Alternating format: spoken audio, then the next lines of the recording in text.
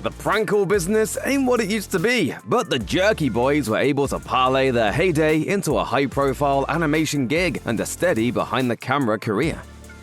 In 1993, Johnny Brennan and Kamal Ahmed became some of the unlikeliest celebrities of the decade when they released a platinum-selling album consisting entirely of prank phone calls under the name The Jerky Boys. In the rest of the decade, the Jerky Boys would go on to release 4 more albums, each one landing on the Billboard 200, with one going platinum and another going gold. At the height of their popularity, Brennan and Ahmed even wrote and starred in their own movie, but soon thereafter, the world hung up on the Jerky Boys.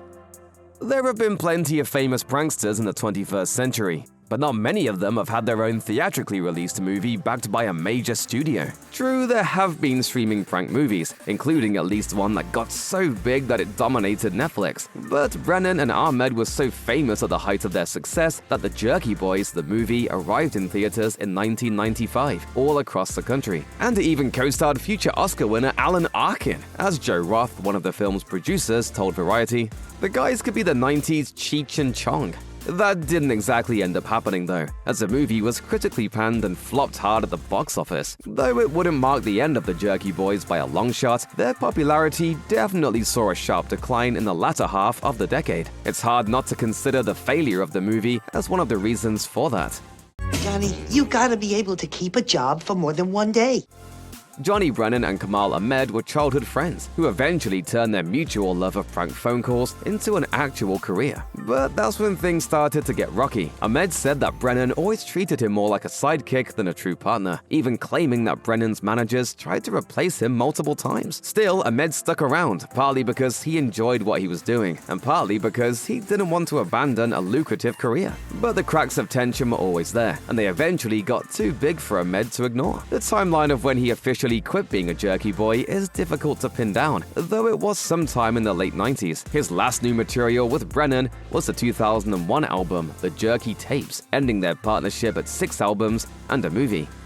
Brennan wasn't exactly prepared to retire the Jerky Boys after his partner quit. He took some time off after the passing of his father. But then in 2007, he released the first Jerky Boys album composed entirely of his own material. Called Saul's Rusty Trombone, it featured 6 new prank calls, as well as a bunch of short voicemail messages and ringtones that were between 5 and 30 seconds in length. As for Ahmed, he initially tried to be a solo prank comedy act after leaving the Jerky Boys. In 2000, he released Once a Jerk, Always a Jerk, which mixed prank calls and comedy skits. Neither solo effort charted, and Ahmed didn't release any more albums. As for Brennan, he took another long break between releases, while keeping busy in the meantime with other ventures. It's funny how time flies though, isn't it? As the 2000s rolled into the 2010s, comedy albums weren't exactly a hot commodity anymore. So Johnny Brennan needed to come up with new ways to keep the Jerky Boys viable that were more in line with current tastes. Podcasts hadn't quite reached critical mass yet, but they were a steadily rising form of entertainment that was worth exploring. And so in 2011, Brennan launched the Jerky Boys Show with Johnny Brennan, a weekly podcast in which he played classic Jerky Boys calls and discussed the history behind them. Some of the episodes were recorded at live Q&As, where Brennan would take questions from fans. The plan was to eventually transition into a paid podcast, at which point Brennan would record new calls exclusively for subscribers only. But that aspect of the program never came to pass, and the Jerky Boys Show ended its run in 2012 after just 17 episodes.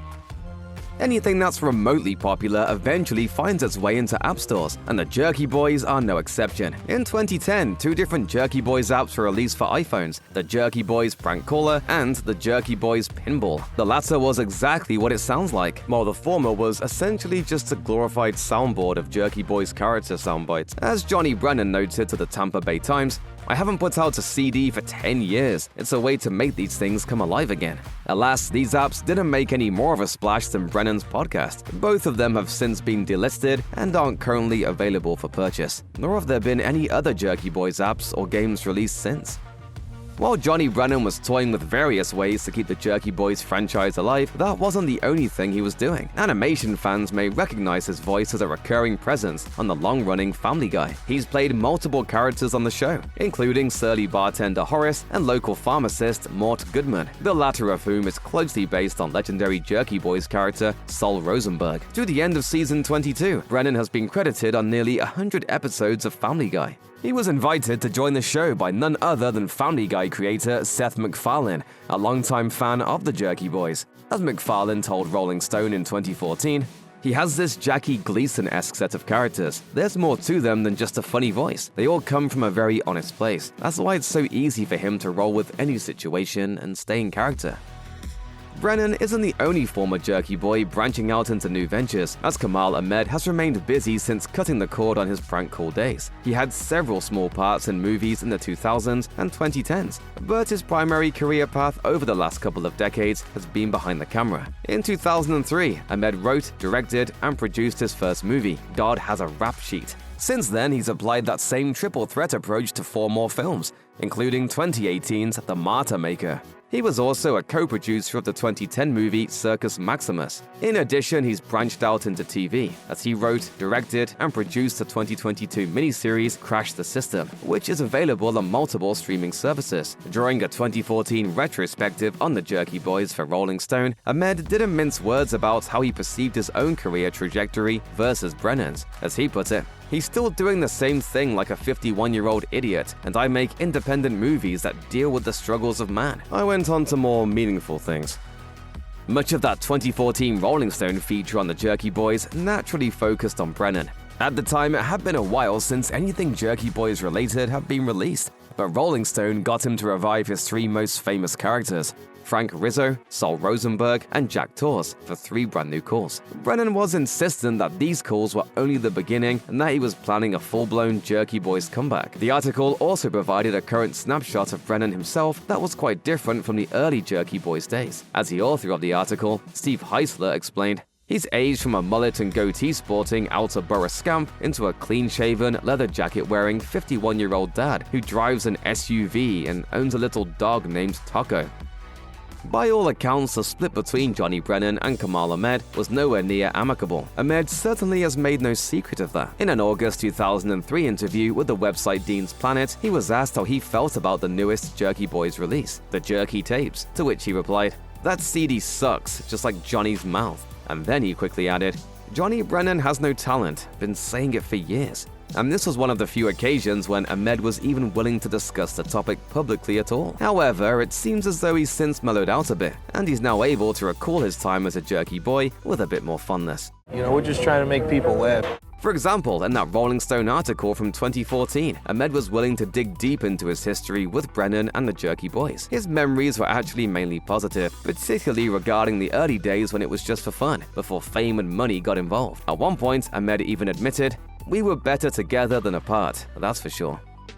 In 2019, 5 years after Johnny Brennan teased new Jerky Boys material, Comedy Dynamics announced that it would release a full Jerky Boys album of all new tracks. That release date ended up being delayed a little bit to 2020, but when the new decade began, the world was finally able to listen to this fresh collection of pranks that was simply called the Jerky Boys. Kamal Ahmed unsurprisingly didn't return for the venture, but Brennan was ready to bust out his classic characters as well as introduce a few new ones. It's tough to say whether this release was successful or not. Albums don't do the kind of business that they used to back in the 90s, unless you're a megastar like Taylor Swift or Beyoncé, of course. But the fact that 2020's The Jerky Boys didn't make it to the top of the Billboard charts or go platinum doesn't automatically mean that it was a flop. Some of the calls from the album were posted to the official Comedy Dynamics YouTube channel, and the view counts as of 2024 are in the tens of thousands or even hundreds of thousands. Furthermore, there weren't too many major music outlets that bothered to give it a formal review. However, the website Comedy Cake decided to cover it, proclaiming in their headline,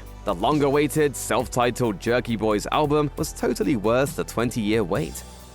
So, what has Johnny Brennan been doing in the years since the last Jerky Boys album, other than voicing various Family Guy characters? Like a lot of other entertainers working to keep their legacies alive, he's active on social media, and he has a Cameo account that's mostly dedicated to people paying him to roast their friends as his Jerky Boys characters. And in 2024, Brennan went on a small tour of live theater dates billed as An Evening with Johnny Brennan of the Jerky Boys. It's a fairly stripped-down affair, mostly featuring Brennan sitting on stage and discussing the history of the Jerky Boys, performing as his various characters and taking questions from the audience. Even without a steady stream of new Jerky Boys material, the franchise has certainly left a lasting impression on the pop culture landscape. It's been referenced on a variety of popular TV shows, including Arrested Development and How I Met Your Mother. And in 2023, on the first season of the Peacock series Twisted Metal, Anthony Mackie as a protagonist John Doe reveals that he still listens to Jerky Boys CDs. How about some tunes? Then there are the celebrities who have spoken highly of the Jerky Boys as an inspiration for their own careers. These include the likes of comedian Amy Schumer, filmmaker Paul Feig, musician Sheryl Crow, and actor Russell Crowe. Tobey Maguire has even managed to sneak multiple Jerky Boys references into some of his movies, including the first Spider-Man. And alternative rockers Radiohead even names their first album Pablo Honey after a skit from the second Jerky Boys album. It's safe to say that the Jerky Boys' place in pop culture history is well secured, even if Johnny Brennan or Kamal Ahmed never make another prank call.